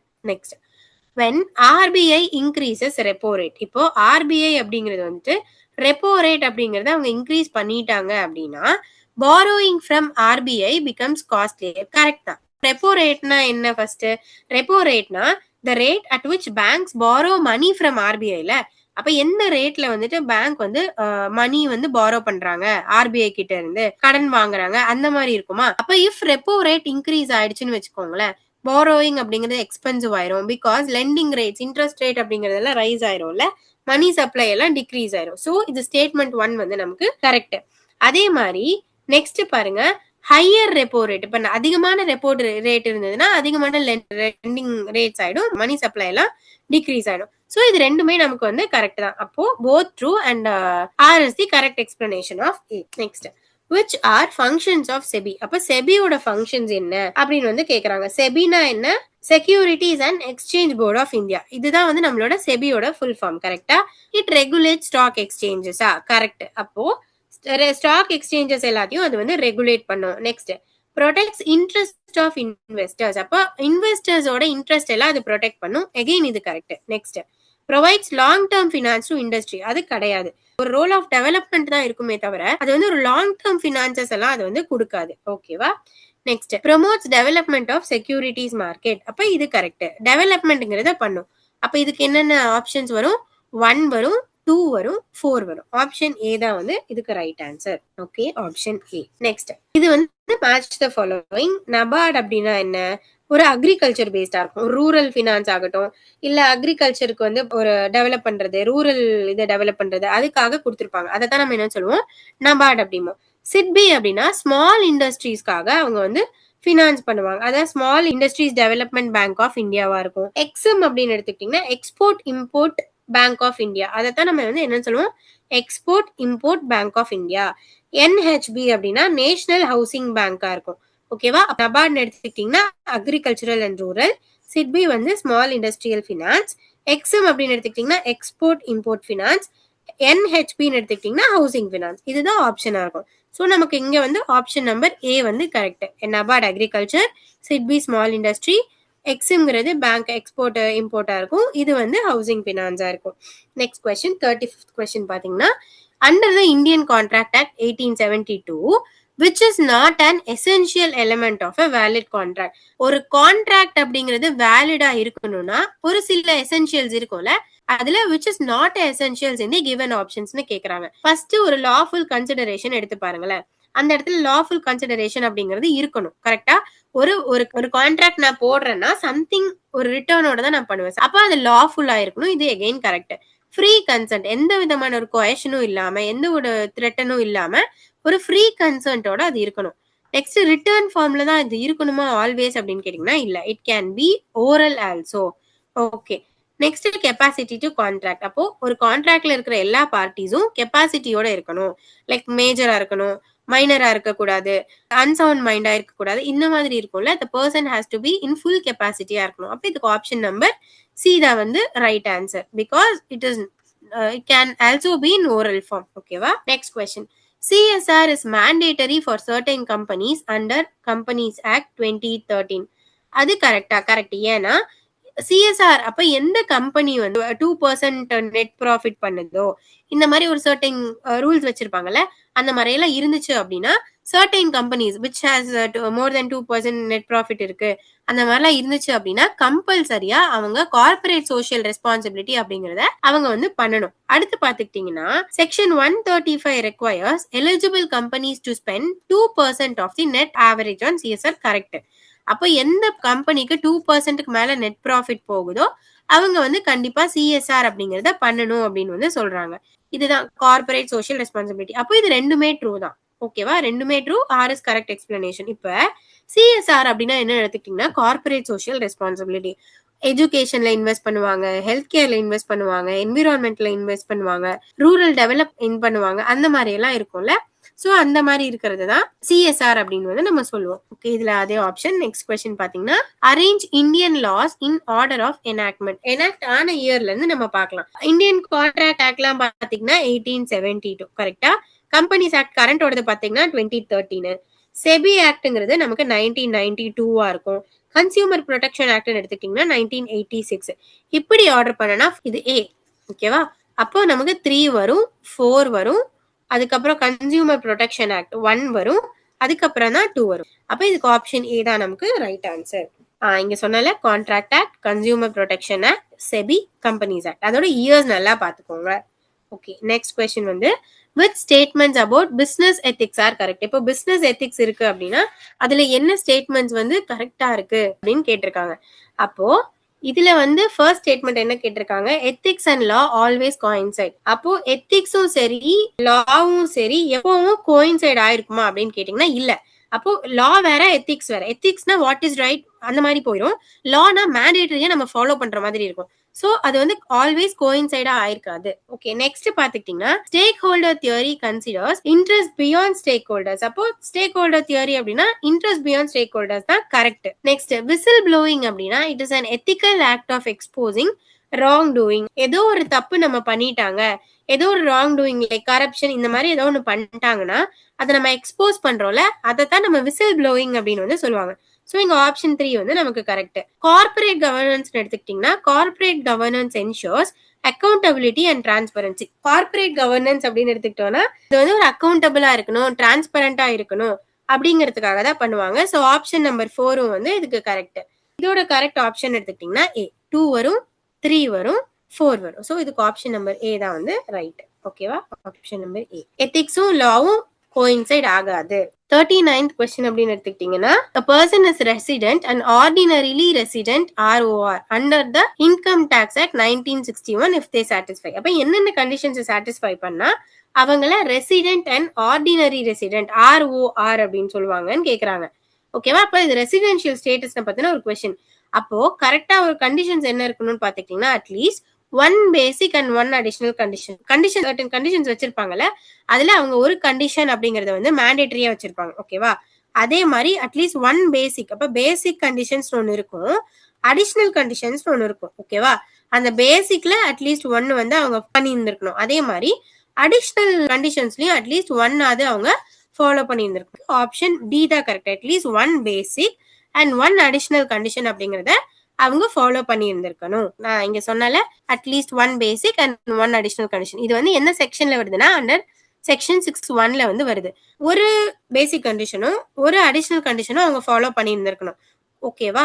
To be ROR they must further satisfy both additional conditions under section 6(6). option C is incorrect as it wrongly states both basic conditions are needed.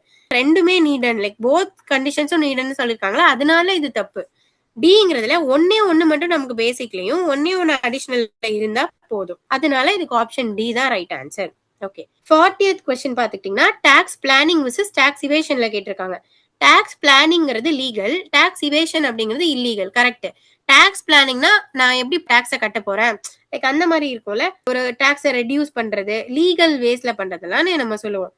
Tax evasion அப்படின்னா illegal concealment, like இல்லீகலா இருக்கும்ல, இல்லீகலா நான் வந்து டாக்ஸை வந்து கட்டாமையே போறது அந்த மாதிரிலாம் இருக்கும்ல, so அந்த மாதிரி இருக்கிறத நம்ம டாக்ஸ் இவேஷன் அப்படின்னு சொல்லி சொல்றோம். அப்ப இது கரெக்ட். டாக்ஸ் பிளானிங்கிறது லீகல், டாக்ஸ் இவேஷன்ங்கிறது illegal. Okay, next. Tax planning involves arranging financial affairs within the law to minimize tax liability. Correct. அப்போ டாக்ஸ் பிளானிங் நான் எதுக்காக பண்றேன், என்னோட டாக்ஸ் லயபிலிட்டி அப்படிங்கறத ரெடியூஸ் பண்றதுக்காக லா படி லீகலா பண்றேன். அப்ப இது ரெண்டுமே correct and R is the correct explanation அப்படின்னு வந்து சொல்றாங்க. Both true and R is correct explanation. Next question பாத்துக்கிட்டீங்கன்னா மேட்ச் த ஃபாலோயிங். அப்ப இது வந்து செக்ஷன் ரிலேட்டட் கொஸ்டின்ஸ் கேட்டிருக்காங்க. சேலரி பாத்துக்கிட்டீங்கன்னா செக்ஷன் 15 to 17 இருக்கும். ஹவுஸ் ப்ராப்பர்ட்டி பாத்துக்கிட்டீங்கன்னா 20 to 27. கேபிட்டல் கெயின்ஸ் வந்து 45 to 55A. அதர் சோர்சஸ் வந்துட்டு 56 to 59. இதுதான் வந்து செக்ஷன் ரிலேட்டட் கொஸ்டின்ஸ். நம்ம வந்து செக்ஷன்ஸ் வந்து ஞாபகம் வச்சுக்கிட்டு தான் ஆகணும். ஸோ இது வந்து ஆப்ஷன் ஏ. ஓகேவா? இங்க இருக்கல ஸ்டாண்டர்ட் செக்ஷன்ஸ், இன்கம் டேக்ஸ் ஆக்டுக்குள்ள வர செக்ஷன்ஸை பேஸ் பண்ணி கேட்ட கொஸ்டின்ஸ் இது. செக்ஷன்ஸை நல்லா பார்க்கணும். Next question. Which deductions are available under chapter 6A of the IT Act? அப்போ சாப்டருக்குள்ள வர என்னென்ன டிடக்ஷன்ஸ் வந்து அவைலபிளா இருக்கு அப்படிங்கிறாங்க. 80C வரும், லைஃப் இன்சூரன்ஸ் பிரீமியம்ல நம்ம டிடக்ஷன்ங்கிறது போட்டுருவோம். 80D அப்படிங்கிறது மெடிக்கல் இன்சூரன்ஸ் பிரீமியம், மெடிக்கல் இன்சூரன்ஸ்ங்கிறது வரும். 80G டொனேஷன் வரும். ஆனா இந்த 80TTA என்னது, ஒரு எஃப்டி ரிலேட்டடான இது இல்ல, ஒரு எஃப்டில இன்ட்ரெஸ்ட் வருது, அதெல்லாமே வராது. அதுபடி நம்ம வந்து ஒரு இன்கம்ல வந்து டாக்ஸை வந்து டிடக்ட் பண்ண மாட்டோம். இது வந்து என்னது, சேவிங்ஸ். கரெக்டா? சேவிங்ஸ்ல இருந்து வருது, ஒரு இன்கம்ல இருந்து எனக்கு வரது கிடையாது. சோ 1, 2, 3 இதுதான் வந்து இதுக்கு ரைட் ஆன்சர். ஆப்ஷன் ஏ 1, 2, 3 தான் வந்து ரைட் ஆன்சர்ஸா இருக்கும். Next. Henri Fayol's principle of unity of command states that. என்னது ஹென்ரி ஃபயோல் அப்படிங்கிறவங்க என்ன சொல்லுவாங்க, பிரின்சிபல்ஸ் ஆஃப் மேனேஜ்மெண்ட் அப்படிங்கறது கொடுத்துதான் இருப்பாரு. இவரு தான் வந்து principles of father of modern principle management எல்லாம் சொல்லுவாங்கல்ல, ஹென்ரி ஃபயோல் அப்படிங்கிறவங்கள அவர் தான் வந்து ஃபாதர் அப்படின்னு வந்து நம்ம சொல்லுவோம். அப்ப இதுல என்ன சொல்றாங்க, யூனிட்டி ஆஃப் கமாண்ட் அப்படின்னா என்ன அப்படின்னா, ஒன் பாஸ் கிட்ட இருந்து தான் வந்து எம்ப்ளாயி அப்படிங்கிறவங்க ஆர்டர்ஸ் அப்படிங்கறத கலெக்ட் பண்ணிப்பாங்க. ஒரு எம்ப்ளாயி தான் இருப்பாங்க, ஒரு பாஸ் தான் இருப்பாங்க. அந்த மாதிரி ஞாபகம் வச்சுக்கோங்களேன். எம்ப்ளாயிஸ்க்கு வந்து அவங்க வந்து யார்கிட்ட கமாண்ட் வாங்குவாங்கன்னா ஒரு பாஸ் கிட்ட தான் கமாண்ட் வாங்குவாங்க. சோ யூனிட்டி ஆஃப் டைரக்ஷனா டைரக்ட் பண்றது. யூனிட்டி ஆஃப் கமாண்ட் அப்படின்னு எடுத்துக்கிட்டீங்கன்னா ஒரு பாஸ் கிட்ட இருந்து கமாண்ட் வாங்குறது. சோ இதுக்கு பாத்துக்கிட்டீங்கன்னா ஒரு சுப்பீரியர் கிட்ட இருந்து தான் வாங்குவோம். ஆப்ஷன் பி பாருங்க, ஒரு இதுதான் இருப்பாங்க. ஆனா one head and one plan for each ஆக்டிவிட்டியா இல்ல. Employee should receive orders from one superior only. ஒரு சுப்பீரியர் கிட்ட இருந்து மட்டும்தான் அவங்க வாங்கணும். Authority and responsibility should be equal இல்ல. ஒர்க் ஷுட் பி டிவைடட் அமங்னா இது வந்து டிவிஷன். ஓகேவா? சோ இதுவுமே வந்து நமக்கு வராது. அப்போ ஆப்ஷன் பி தான் நமக்கு right answer. B unity of கமாண்ட்னா each worker should receive instructions from only one manager to avoid confusion. இதுதான் வந்து கரெக்ட் ஆன்சர். நெக்ஸ்ட் பாத்துக்கிட்டீங்கன்னா arrange Fayol's management functions in the sequential order. அப்ப ஒரு ஆர்கனைசேஷன்ல மேனேஜ்மெண்ட் ஃபங்க்ஷன்ஸ்ங்கிறது எப்படி இருக்கும், பிளான் பண்ணுவாங்க, ஆர்கனைஸ் பண்ணுவாங்க, டைரக்ட் பண்ணுவாங்க, கண்ட்ரோல் பண்ணுவாங்க, இப்படிதான் இருக்கும். கரெக்டா? Planning, organising, directing, controlling. அப்ப இதுக்கு ஆப்ஷன் நம்பர் ஏ பாருங்க. Planning 3, planning, organising, directing, controlling. So இதுதான் ஆப்ஷன் ஏ. ஓகேவா? அதான் இருக்குல்ல, planning, organising, leading R directing. அப்ப டைரக்டிங்னு கேட்டாலும் சரி, லீடிங்னு கேட்டாலும் சரி, அது ஒண்ணுதான். Next controlling. Next standard costing compare. அப்ப ஸ்டாண்டர்ட் காஸ்டிங் அப்படிங்கிறது எதை கம்பேர் பண்ணும் அப்படின்னு பாத்துக்கிட்டீங்கன்னா ஆக்சுவல் காஸ்ட் அப்படிங்கறதையும் ப்ரீ டிட்டர்மைன் காஸ்ட், அதாவது ஸ்டாண்டர்ட் காஸ்ட் ஆல்ரெடி நான் வந்து ஸ்டாண்டர்ட்ஸ் அப்படிங்கறத வச்சிருக்கேன், ஓகேவா, ப்ரீ டிட்டர்மைன் பண்ணி வச்சிருக்கேன். அதையும் ஆக்சுவலா என்ன எனக்கு காஸ்ட் இன்கர் ஆயிருக்கோ அதைத்தான் வந்து கம்பேர் பண்ணி பார்க்கும். அதை தான் வந்து நம்ம என்ன சொல்லுவோம், ஸ்டாண்டர்ட் காஸ்டிங் அப்படின்னு வந்து சொல்லுவோம். அப்ப ஆப்ஷன் இதுக்கு பாத்துக்கிட்டீங்கன்னா பி, ஆக்சுவல் காஸ்டும் ஹிஸ்டாரிக்கல் காஸ்டும் வராது, மார்ஜினல் காஸ்டும் அப்சார்ப்ஷன் காஸ்டும் வராது, பிக்சட் காஸ்டும் வேரியபிள் காஸ்டும் வராது. ஸோ ஸ்டாண்டர்ட் காஸ்டிங் அப்படின்னா ஆக்சுவல் காஸ்ட் அப்படிங்கறதையும் ப்ரீ டிட்டர்மைன் காஸ்ட் அப்படிங்கறதையும், அதாவது ஸ்டாண்டர்ட் காஸ்ட்ங்கிறதையும் தான் கம்பேர் பண்ணி பார்க்கும். ஆப்ஷன் நம்பர் பி தான் இதுக்கு correct answer. Okay, 46th question வந்து which are correct regarding MM, அந்த ஒரு மாடல் பார்த்தது போல MM மாடல் அப்படிங்கிறது. இந்த ஹைபோதசிஸ் மாடல்ல அண்டர் பெர்ஃபெக்ட் கேபிட்டல் மார்க்கெட்ஸ்ல வந்து எது கரெக்ட் அப்படின்னு கேக்குறாங்க. ஃபர்ஸ்ட் பாத்துக்கிட்டீங்கன்னா capital structure does not effect the firm value. அப்ப கேபிட்டல் ஸ்ட்ரக்சர் வந்துட்டு ஒரு ஃபர்ம் வேல்யூ அப்படிங்கறத எஃபெக்ட் பண்ணாது, கரெக்ட் தான், ஏன்னா அது வந்து irrelevant-ஆ இருக்கு. Okay, next dividend policy does not effect firm value. அப்போ எது கரெக்ட் அப்படின்னு தானே கேக்குறாங்க. ஓகே, ஆப்ஷன் ஏ தான் இதுக்கு கரெக்ட், ஏன்னா ஒரு capital structure does not effect firm value. Okay, correct. Dividend policy does not effect firm வேல்யூன்னு கேட்டா கரெக்ட். நெக்ஸ்ட் தேர்ட் ஒன் பாத்துக்கிட்டீங்கன்னா இந்த WACCங்கிறது ஆல்வேஸ் ரிமைன் கான்ஸ்டன்ட் கேட்டீங்கன்னா இல்ல, கான்ஸ்டன்டா தான் இருக்கும், கரெக்ட், கான்ஸ்டன்டா தான் இருக்கும், ஆல்வேஸ் ரிமைன்ஸ் கான்ஸ்டன்ட் தான். நெக்ஸ்ட் ஹையர் டெப்ட் ஆல்வேஸ் இன்க்ரீஸ் ஃபர்ம்ஸ் வேல்யூ, தப்பு, ஏன்னா ஒரு ஹையரான டெப்ட் ஆல்வேஸ் இருந்ததுன்னா அது கண்டிப்பா ஃபர்ம் வேல்யூங்கிறது ஆல்வேஸ் இன்க்ரீஸ் பண்ணாது, அது டிக்ரீஸ் தான் பண்ணும். அப்ப இங்க 1 கரெக்ட், 2 கரெக்ட், 3 கரெக்ட், 4ங்கிறது வராது. சோ ஆப்ஷன் ஏ வந்து கரெக்ட், ஆப்ஷன் ஏ வந்து right answer. Next kink demand curve model of ஒலிகோபாலில த கிங் அரைஸ் பிகாஸ். இப்ப கிங் டிமாண்ட் கர்வ்னா இப்ப ஒரு கிங் டிமாண்ட் கர்வ் எப்படின்னா ஒரு கிங் காய் வருதுல, அந்த கிங் டிமாண்ட் கர்வ் அப்படிங்கிறது எதனால ஆகுது அப்படின்னு கேக்குறாங்க. அப்ப எதனால ஆகும்னா நம்மளோட காம்படிட்டர்ஸ் இருக்காங்கல்ல, நான் ஒரு பிரைஸ் கட் பண்ணிருக்கேன், நான் வந்து பிரைஸை இன்க்ரீஸ் பண்ணனா கஸ்டமர்ஸ் போயிடுவாங்க, நான் வந்து பிரைஸை ரெடியூஸ் பண்ணனா என் காம்படிட்டர்ஸ் அதை வந்து காப்பி பண்ணிடுவாங்க, இந்த மாதிரி சிச்சுவேஷன் இருக்கும்ல, இதனாலதான் கிங் அப்படிங்கிறது வந்து வரும். ஓகேவா, ஆப்ஷன் பாத்துக்கிட்டீங்கன்னா பிஆ இருக்கும். ஓகேவா, என்னோட காம்படிட்டர்ஸ் அப்படிங்கிறவங்க follow price cuts but not price increase. இப்ப நான் ப்ராடக்டோட பிரைஸை இன்க்ரீஸ் பண்ணும்போது என் காம்படிட்டர்ஸ் வந்து ஃபாலோ பண்ண மாட்டாங்க, பிரைஸை டிக்ரீஸ் பண்ணனா அதை அப்படியே காப்பி பண்றாங்க, ஏன்னா அப்பதான் அவங்களுக்கும் கஸ்டமர்ஸ் நிறைய வருவாங்கல்ல, அதனால. சோ இதுக்கு ஆப்ஷன் பி தான் வந்து ரைட் ஆன்சர். இங்க சொன்னல rivals follow price cuts but not price increases, இது வந்து ஸ்வீசி மாடலுக்குள்ள வரும். அப்போ ஒலிகோபாலியோட ப்ரொபோனன்ட் எடுத்துக்கிட்டீங்கன்னா அவர் வந்து ஸ்வீசி மாடலுக்குள்ள தான் வந்து வரும். நெக்ஸ்ட் பாத்துக்கிட்டீங்கன்னா arrange in chronological order of establishment in India, chronological ஆர்டர்ல பண்ண சொல்றாங்க. செபி அப்படின்னு எடுத்துக்கிட்டீங்கன்னா செபி வந்து 1988, ஆர்பிஐ வந்து 1935, நபார்டு வந்து 1982, சிட்பி வந்து 1990. அப்ப ஃபர்ஸ்ட் என்ன வரும், ஆர்பிஐ வரும், அப்புறம் நபார்டு வரும், அதுக்கப்புறமா செபி வரும், அப்புறம் சிட்பி வரும், இப்படிதானே போகும் ஆர்டரு. ஓகே, அப்போ ஆப்ஷன் என்ன வரும், ஏ தான் வருது. அப்போ 2 ஆர்பிஐ, அப்புறம் நபார்டு, அதுக்கப்புறம் செபி, அதுக்கப்புறமா சிட்பி. ஆப்ஷன் ஏ தான் நமக்கு இங்க ரைட் ஆன்சர். ஆப்ஷன் ஏ இங்க இருக்குல்ல, ஆர்பிஐ, நபார்ட், செபி, சிட்பி. அப்போ SEBI become a statutory body in 1992, its original establishment அப்படிங்கிறது 1988ல இருக்குங்கிறாங்க. அதாவது 1988ல எஸ்டாப்ளிஷ் ஆகி அதுக்கப்புறமா இன்கார்பரேட் ஆனதுன்னு சொல்லுவாங்கல்ல, இன்கார்பரேட் ஆனது தான் வந்து 1992ல. சோ இது வந்து நல்லா ஞாபகம் வச்சுக்கோங்க. Okay, next span of management and levels of hierarchy are inversely related. அப்போ ஸ்பேன் ஆஃப் மேனேஜ்மெண்ட், அதாவது ஸ்பேன் ஆஃப் மேனேஜ்மெண்ட்னா என்ன, மேனேஜர் இருப்பாரு, அவங்களுக்கு கீழே எவ்வளவு கண்ட்ரோல் வச்சிருக்காங்க, இந்த மாதிரி இருக்கும்ல, அதுவும் அப்ப ஸ்பேன் ஆஃப் மேனேஜ்மெண்ட்டும் லெவல்ஸ் ஆஃப் ஹையரார்கி, அதாவது ஹையரார்கி அப்படிங்கிறது இன்வெர்ஸ்லி ரிலேட்டடா இருக்குங்கிறாங்க. Correct. Next wider span results in fewer hierarchical levels. அப்போ ஸ்பேன்னா ஃபார் எக்ஸாம்பிள் இப்போ ஒரு மேனேஜர் இருக்காருன்னா அவருக்கு கீழே வந்து ஒரு 10 சபார்டினேட்ஸ் இருக்காங்கன்னா அவரோட ஸ்பேன் ஆஃப் கண்ட்ரோல் அப்படிங்கிறது 10. இன்னொரு மேனேஜர் இருக்காரு, அவருக்கு 5னா அவரோட ஸ்பேன் ஆஃப் கண்ட்ரோல் 5ஆ இருக்கும். சோ இப்படி இருக்கும்போது ஸ்பேன் ஆஃப் கண்ட்ரோலும் லெவல்ஸ் ஆஃப் ஹையரார்கியும் இன்வெர்ஸ்லி ரிலேட்டட்ங்கிறாங்க. கரெக்ட். அதே மாதிரி ஒரு வைடரான ஸ்பேன் இருக்குன்னா அங்க ஃபியூவரான ஹையரார்கியல் லெவல் தான் இருக்கும், ஒரு பிளாட்டரான ஆர்கனைசேஷன் தான் இருக்குங்கிறாங்க. கரெக்ட். அப்போ ரெண்டுமே கரெக்டா இருக்கும், ரெண்டுமே correct. And R is the correct explanation அப்படின்றாங்க. Okay, option A. அப்போ வைட் ஸ்பேன் அப்படின்னா few managers தான் இருப்பாங்க. few managers needed fewer hierarchy flat structure. நான் ஆல்ரெடி சொன்ன மாதிரி தான். லாஸ்ட் கொஸ்டின் 50th கொஸ்டின் பாத்துக்கிட்டீங்கன்னா கோஎஃபிஷியன்ட் ஆஃப் டிட்டர்மினேஷன் R2ங்கிறது இன் ரெக்ரெஷன் அனாலிசிஸ். அப்போ இந்த இதுல வந்து ஒரு ரெக்ரெஷன் அனாலிசிஸ் பேஸ் பண்ணி இருக்கு. ஓகேவா? ஆப்ஷன் என்ன கரெக்டா இருக்கும்னு பாத்துக்கிட்டீங்கன்னா ரெக்ரெஷன் இது வராது. காரிலேஷன் பிட்வீன் டூ வேரியபிள்ஸ் டைரக்டா பார்த்தாலே வராது. அப்போ ஒரு கோஎஃபிஷியன்ட் ஆஃப் டிட்டர்மினேஷன் அப்ப R⁴ இந்த மாதிரி ரிலேட்டட் கொஸ்டின்ல வந்துட்டு proportion of total variance in y explained by xங்கிறது தான் கரெக்ட். ஏன்னா R² ஓட ஃபார்முலா என்ன? explained variation divided by total variation. இப்படிதான் ஃபார்முலா இருக்கும்னு வைங்களேன். அப்போ நமக்கு கோரிலேஷன் வராது, ஸ்லோப்பும் வராது, ஸ்டாண்டர்ட் எரரும் வராது. அப்போ இதுதான் வந்து நமக்கு ஆப்டா இருக்கும். ஓகேவா? ஒரு எக்ஸ்பிளனேட்டரி பவர் மாதிரி தானே இருக்கும்.